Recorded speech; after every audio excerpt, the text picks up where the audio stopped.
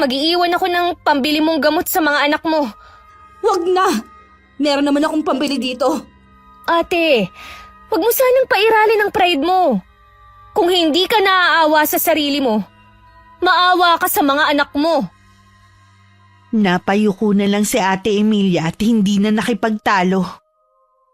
Nalaman ko din sa magkapatid na wala na palang trabaho ang ama nila. Kaya daw sinaktan ng nanay nila dahil tumanggi to na ibigay ang kita. Iniipon daw kasi yun ng nanay nila para sa pasukan nila. Nangako na lang ako sa dalawa na ako na ang bahala sa lahat ng kailangan nila sa pagpasok. Naiiyak naman na napayakap pa sa akin ng magkapatid. Pagkaraan ng ilang sandali, dumating na rin ang ama nila. Nakita nito sa kusina ang magkapatid na nagluluto ng hapunan nila. Pinuntahan niya ang asawa para tanungin. Akala ko ba wala kang pera? Oo, wala nga. Di ba kinuha mo na yung huling pera ko kanina? Isang kumuha ng pera yung dalawa na pinambili ng niluluto nila. Galing dito si Maggie. Ah, nakita ka ba ya? Oo, alam niya na sinasaktan mo ako. Lintek, bakit nyo naman kasi pinapasok? Hindi ko naman alam na darating siya eh. Nandito lang naman ako sa kwarto. Nakalimutan ko ring bilhin ng mga bata. Baka mamaya magsumbong yun kay Noel. Alam na ng kapatid ko at galit nga siya sa'yo. E di ibig sabihin, hindi niya na tayo padadalan. Ganun na nga. Baka mga anak na lang natin ang bigyan nilang mag-asawa. Malas naman. Pera na naging bato pa. Maghanap ka na lang ng bago mong trabaho. Wala nga akong mahanap eh. Hindi pa ako makakapagtinda nito dahil masakit pa ang pilay ko sa binti. Puro ka na lang paano. Gamitin mo yung natitirang utak mo. Hindi yung puro katanong. Hindi naman kasi pwedeng mangutang na lang tayo. Ang mabuti pa, ipapasok ko na lang yung dalawa ng trabaho para magkaroon naman ng silbi. Hindi yung parang patabaing baboy dito sa bahay. Saan mo sila ipapasok, Donato? Maawa ka naman sa mga anak natin. Wala pa sila sa hustong gulang para maghanap buhay. Malalaking bulas naman ang mga anak natin eh. Hindi isipin na mga menor de edad pa sila. Hindi ako papayag sa gusto mong gawin. Alam ko kung anong naglalaro dyan sa isip mo. Wala kang magagawa kapag ginusto ko. Naintindihan mo ba ako? Maawa ka naman. Huwag mong sirain ang kinabukasan nila. Hoy, Emilia. Pagod na ako magtrabaho sa pamilyang to. Panahon naman para suklian nila ang pagod ko. Hintayin mo makapagtapos ng pag-aaral ang mga anak natin bago mo sila singilin. Kailan pa? Baka uugod-ugod na ako bago pa mangyari yun. Maawa ka naman, Donato. Matakot ka sa Diyos sa masama mong balak. Buo na ang pasya ko. Sa ayaw at sa gusto mo, magtatrabaho na sila. Nakaramdam ng matinding takot si Ate Emilia sa pwedeng sapitin ng mga anak. Pero wala naman siyang maisip na paraan para mapigilan ng asawa sa masama nitong balak. Kahit ang magkapatid na narinig ang sinabi ng kanilang ama na paiyak na rin.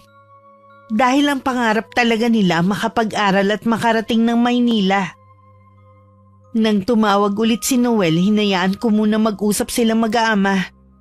Bago ko kinuha ang cellphone sa mga bata. Nang magtanong siya tungkol sa ate niya, sinabi ko naman ang kalagayan nito. Ayaw rin niya kasing tulungan ng sarili niya. Hihintayin pa niya yatang lumala ang sitwasyon nila eh. Gusto ko sana kausapin si Ate Emilia. Natatakot lang ako na baka ipaalam niya sa bayaw ko. Sigurado yun.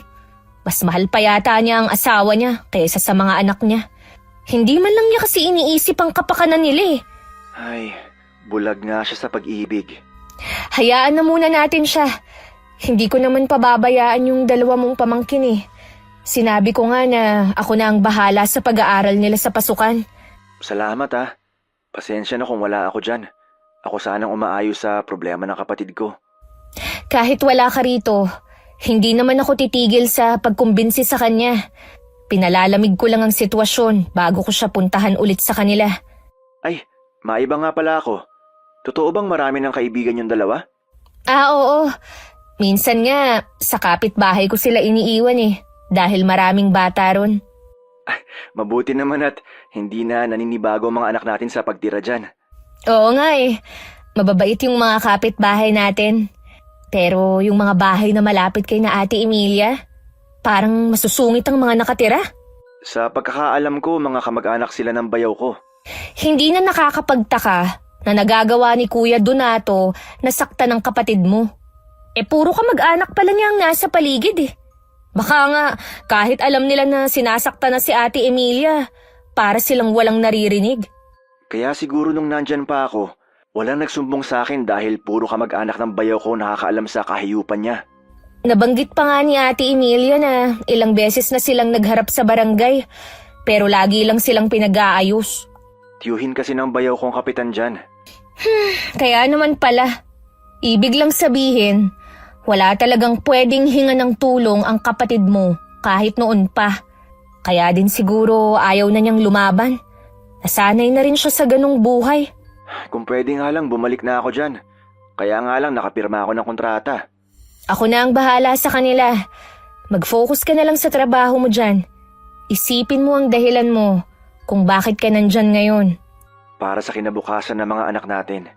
Tama. Kaya wag ka nang ma-stress dyan, ha? Oo, sige. Hindi na ako masyado mag-iisip. Siya nga pala, hindi ba uso ang mag-ahit dyan ng bigote at balbas? Yung mga katrabaho ko kasi hindi rin sila nag-aahit eh. Ginaya ko lang sila. Bakit? Hindi ba bagay sa akin? Bagay naman. Kaya lang, para kang tumanda tingnan eh. Dito lang naman, para maiba lang. Ikaw ang bahala. Kung komportable ka naman dyan sa bigote at mahaba mong balbas. Ako na lang din na naglako ng mga niluto ko dahil hindi pa rin pumupunta ulit si Ate Emilia. Hindi ko nga alam kung balak pa ba niyang maglako. Plano kong puntahan siya pagkatapos maubos ang paninda ko. Dinala ko na rin ng niluto kong spaghetti para sa magkapatid. Pagdating sa bahay ng hipag ko, nadatnan ko may ibang taong nandun. At pilit na isinasama ng isang tomboy ang mga pamangkin ko. Pinigilan naman ni Kuya Donato ang asawa. Saan niyo dadalhin ng mga pamangkin ko, ha? Bitiwan mo nga sila! Sinabi na bitiwan mo sila! Ano ba to, Donato? Sobra na kami naaabala. Pwede ba, Maggie? Umuwi ka na sa inyo. At huwag kang makikialam dito. Usaping pamilya to. Saan niyo ba kasi dadalhin ng mga bata? Bakit niyo kailangang pilitin kung ayaw naman nilang sumama? Pumayag na si Donato na magtrabaho sila sa kasa. Kaya pwede ba, tumabi ka na lang dyan. Ano ka mo? Sa kasa? Anong klase kayong mga magulang? Ipapasok niyo sa maruming lugar na yon ang mga bata, ha? At ikaw, pwede kitang kasuhan. Hindi mo ba alam na minor de edad ang mga pamangkin ko, ha? Aba, wala akong alam sa mga edad nila. Ang amo ko at si Donato ang nag-usap. Nandito lang ako para sunduin ng dalawa. Isakay nyo na sa jeep yan dalawa. Huwag nyo nang pansinin ng babaeng yan. Sige, subukan nyo. Tatawag ako ng pulis at ipapahuli ko kayo. Lalo ka na, Kuya Donato. Anong klase kang ama? At kaya mo itong gawin sa mga anak mo? Ayoko madamay dito, no? Mabuti pa sisibat na kami. Kung gusto mo magtrabahong dalawang yan sa amin, ikaw na mismo maghatid. Panira ka talagang babae ka. Hindi mo ba alam? Gutom ang aabuti namin kung hindi magtatrabaho mga yan. Di sana, ikaw ang magtrabaho at hindi ang mga anak mo. Ang laki-laki ng katawan mo, sa mga anak mo ipinapasa ang obligasyon mo. Subukan mo lang talaga na dalhin ang mga anak mo sa lugar na yon. At may kalalagyan ka. Hindi ako katulad ng asawa mo na natatakot sa'yo. Sa akala mo masisindak mo ko? Ha? Wala kang magagawa sa gusto kong mangyari. Hindi mo ako mapipigilan. Umalis rin si Kuya Donato at hindi ko alam kung saan siya pupunta. Nakita ko naman nagiiyakan pa rin ang mag-iina at nanginginig pa sa takot ang magkapatid. Awang-awa naman ako sa kanila. At inis naman ang nararamdaman ko kay Ate Emilia. Imbis na protektahan ng mga anak, sunod-sunuran lang siya sa gustong mangyari ng asawa. Kaya naman isang desisyon ang nabuo sa isip ko. Mabuti pa ate, sa bahay na muna ang magkapatid. Hindi pwede! Sino ka para sabihin yan? Iniisip ko lang naman ang kapakanan nila eh. Hanggat nandito sila, hindi sila ligtas. Kaya ko silang pangalagaan. Talaga ba? Kung hindi pa ako dumating, malamang naisama na sila ng tomboy na yun. Hindi na mauulit yon. Paano naman ako makakasiguro? Eh hindi mo naman kaya ang asawa mo. Takot ka nga sa kanya eh. Pwede ba, Maggie? Huwag ka na makialam sa problema namin. Usaping pamilya ito. Muntik nang mapahamak ang mga anak mo. Hanggang kailan ka ba magbubulag-bulagan? Ayoko lang masira ang pamilya ko. Hindi na talaga mauulit ang nangyari ngayon. Mga anak, sige na, pumasok na tayo. Ate Emilia, sandali lang! Umalis ka na at huwag ka na ulit babalik dito.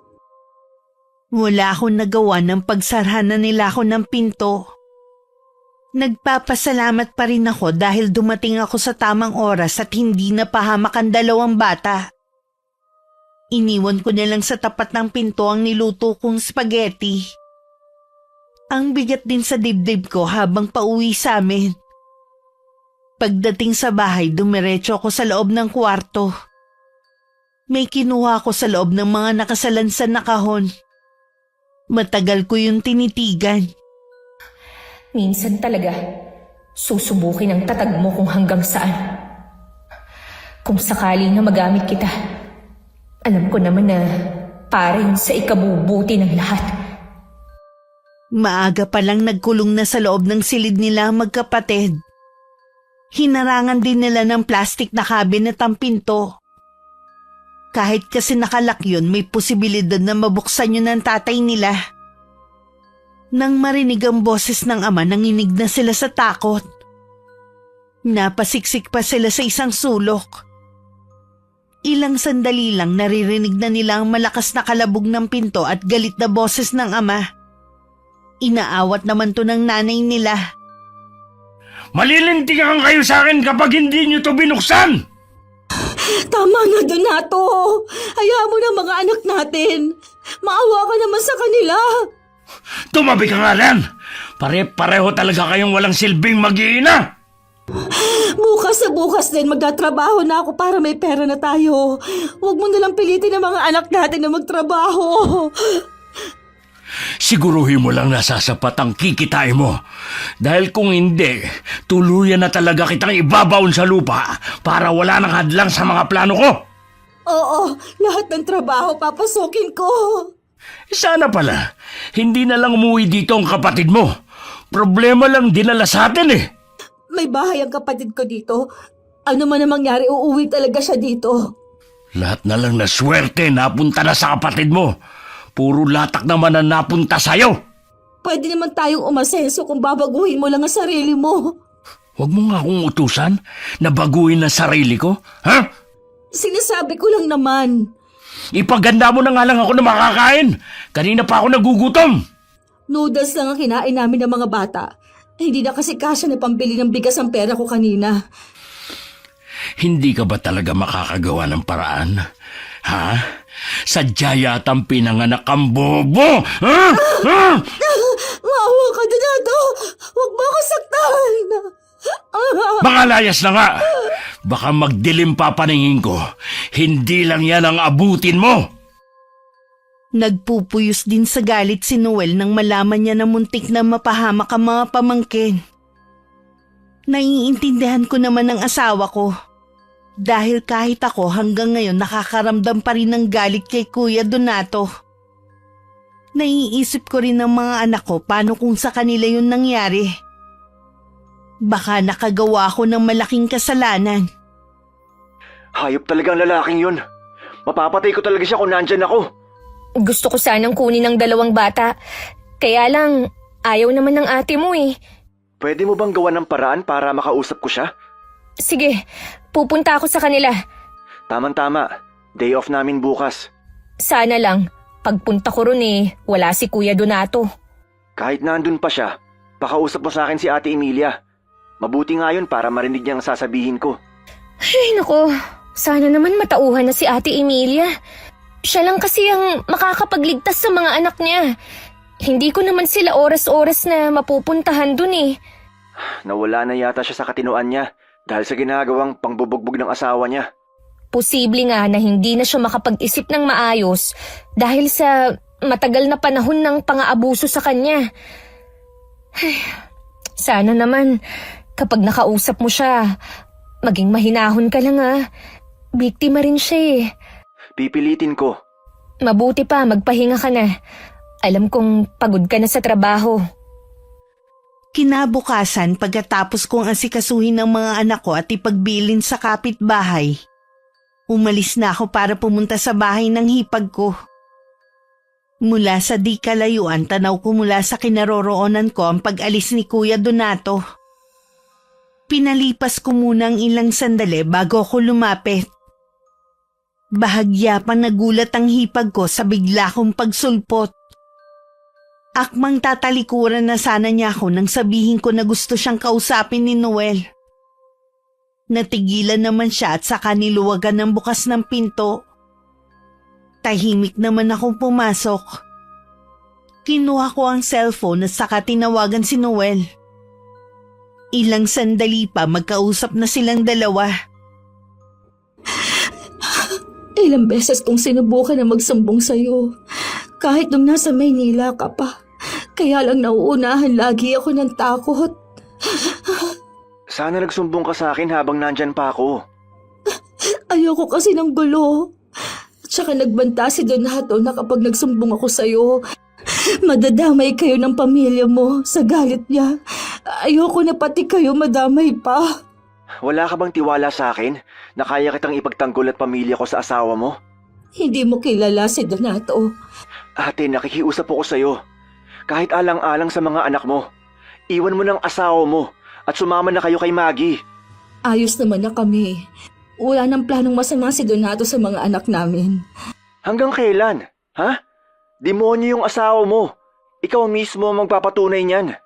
Lahat naman may karapatang magbago. Naniniwala akong magbabago pa si Donato. Hindi naman siya laging nananakit. Ikaw nga yatang may problema, kaya kayo naabuso ng asawa mo. Kung ayaw mo pang iwan ng lalaking yun, hayaan mong sumama muna ang mga pamangkin ko sa bahay namin. Hindi ako papayag na kunin ninyo ang mga anak namin. Pansamantala lang naman eh. Pwede mo silang puntahan doon. Gusto ko lang makasiguro sa kaligtasan nila. Ligtas sila dito. Hindi ko naman sila pinababayaan. Huwag ka sana makipagmatigasan, ate. Tingnan mo yung nangyari dati. Kung hindi dumating sa tamang oras si Maggie, baka kung nasa na ang mga anak mo. Tsaka na lang tayo mag-usap. Mag-iingat ka dyan. Ibabalik ko na itong cellphone kay Maggie. Eto na. Salamat at nakausap ko ng kapatid ko. Talaga bang hindi na magbabago ang isip mo? Umuwi ka na sa inyo bago ka maabutan ng asawa ko. Ginawa na namin lahat para matulungan ka. Kapag napahamak ang mga anak mo, walang dapat sisihin kundi ikaw. Kung nagkapalit tayo ng sitwasyon, nasisiguro kung ganito rin ang gagawin mo. Hindi siguro. Dahil ako, laging kapakanan ng mga anak ko ang uunahin ko at hindi pansariling kaligayahan. Bago ako umalis, nagbilin muna ako sa 2 dalagita na pwede nila akong puntahan sa bahay kahit anong oras. Nagbigay na rin ako ng maliit na halaga para sa kanila. Yun na siguro ang huling beses na pupunta ako doon. Kahit kasi ako sumuko na sa pagkumbinsi sa hipag ko.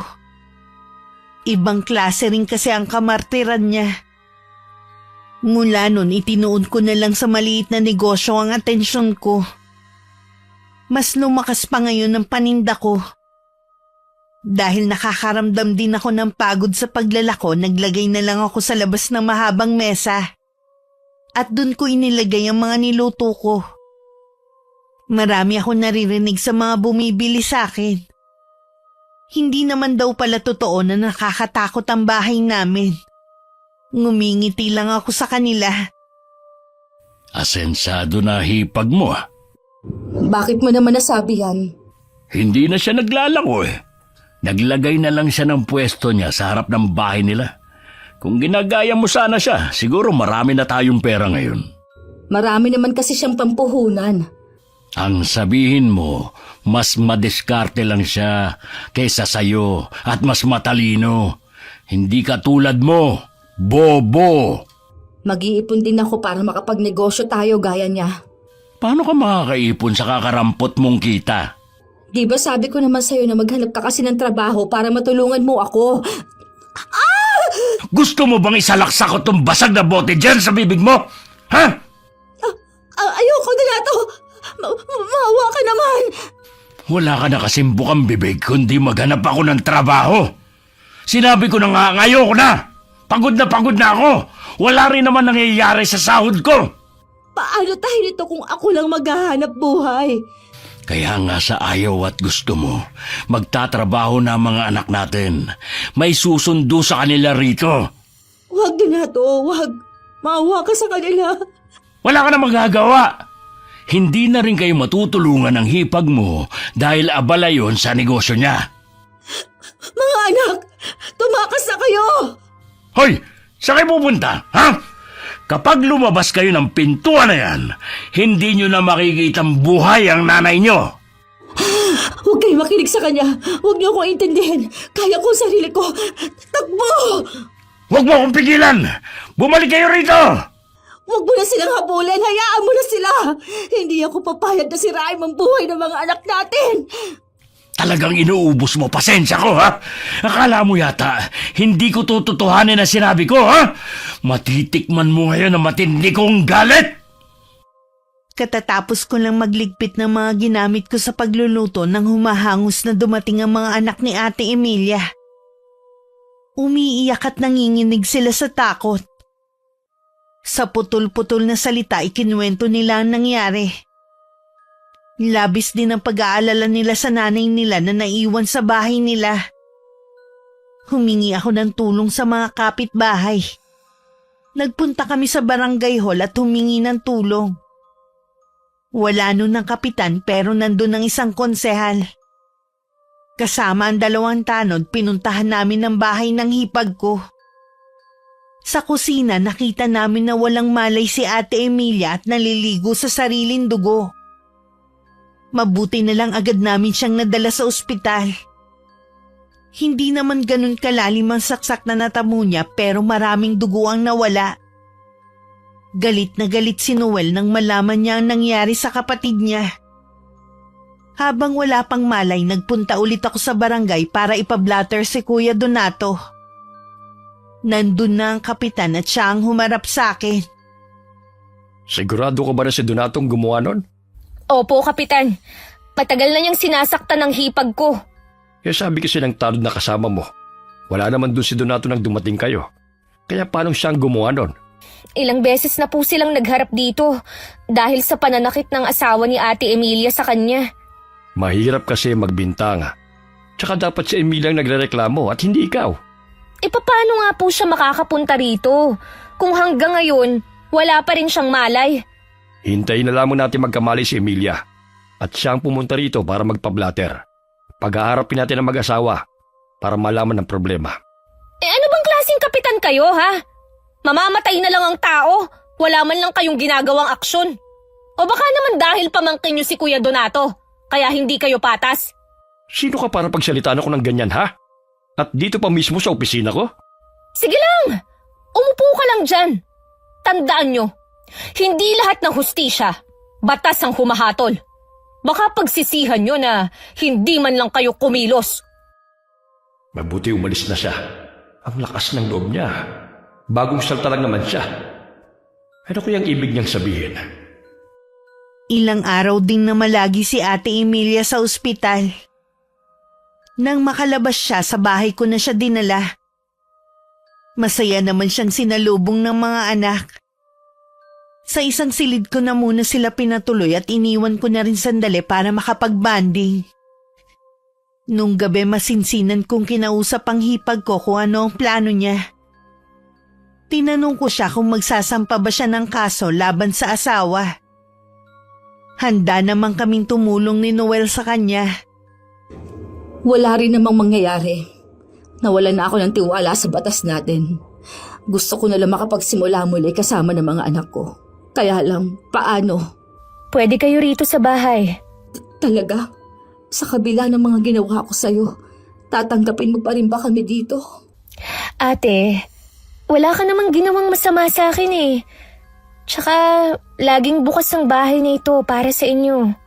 Kaya lang baka manggulo dito si Donato. Sigurado yun. Pero wag kang mag-alala. Mababait naman ang mga kapitbahay natin dito eh. Hindi nila tayo pababayaan. Salamat pala sa pag-aasikaso sa akin at sa mga anak ko. Ikinukwento nila kung gaano kakabait sa kanila. Hindi kasi nila yun naranasan sa mga kamag-anak ng tatay nila. Wala yun. Ang importante, nandito na kayo sa bahay. Hayaan mo, kapag kaya ko na, tutulungan kita sa negosyo mo para makabawi man lang ako sa'yo. Ang isipin mo muna kung paano mo mababawi ang lakas mo.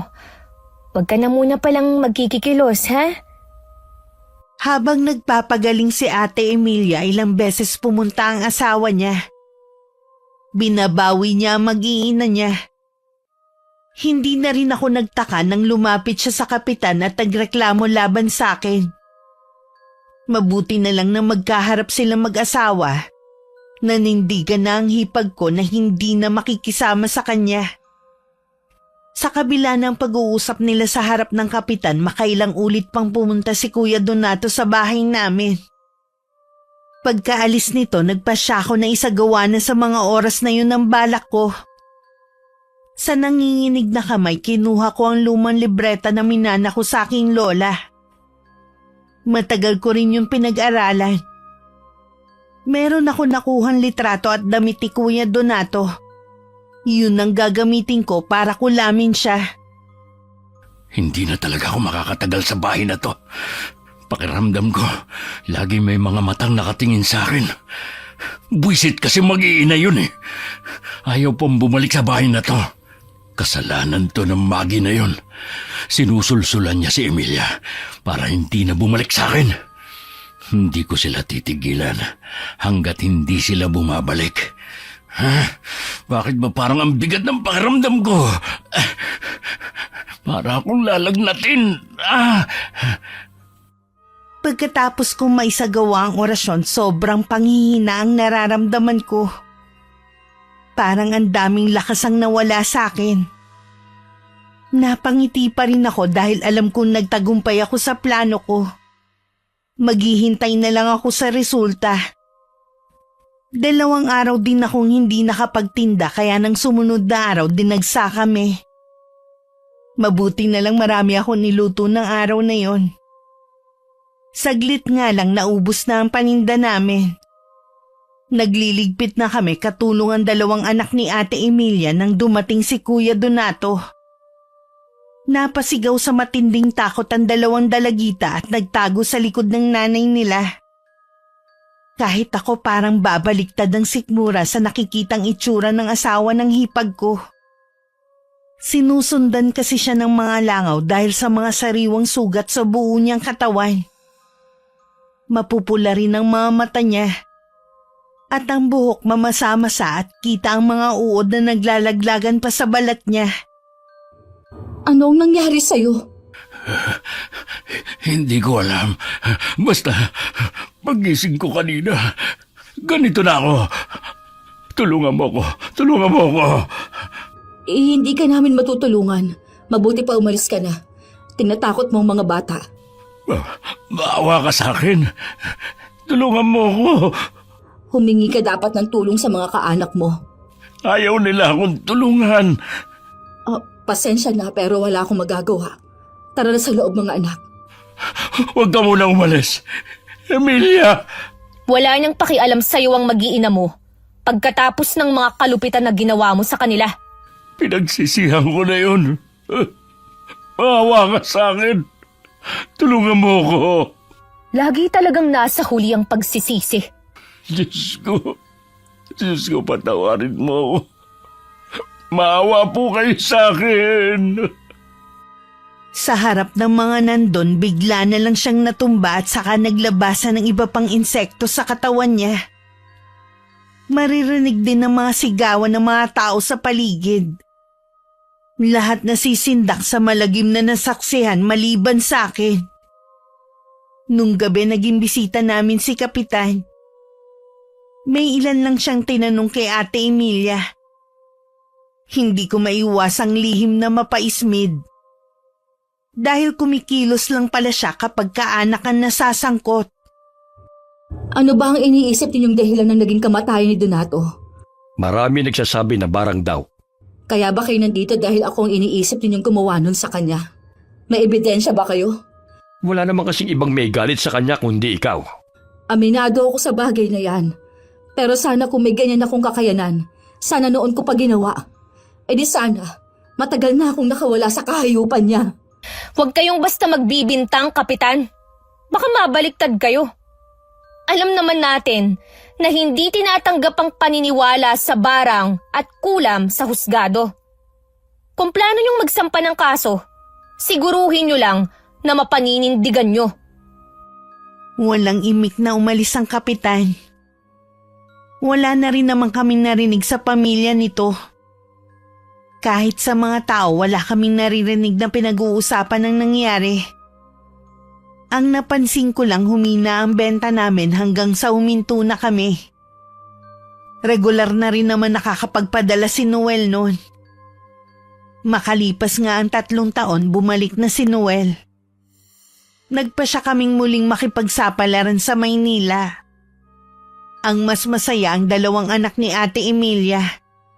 Matagal na raw nilang pangarap na makarating doon. Sa Maynila na rin nakahanap ng trabaho ang hipag ko. Umuuwi pa rin naman kami sa probinsya tuwing bakasyon. Hindi ganun kadali ang ilang taon na kalbaryong tiniis ng hipag ko. Gaano man nating gustong tulungan ng isang tao, laging nasa kamay pa rin nila kung paano matitigil ang pang-aabuso sa kanila. Alam kong masama ang ginawa ko, Miss Gwen. Magsisiman ako, alam ko na hindi ko na maibabalik ang buhay na nawala. Pero nabigyan ko naman ng pagkakataon na mabago ang buhay ng hipag at mga pamangkin ko. Salamat po sa pagbasa ng sulat ko. Sana magbigay ito ng inspirasyon sa mga kababaihan na nakakaranas ng pang-aabuso sa mga asawa nila. Maging matapang na ipaglaban ng mga karapatan natin. Wakas.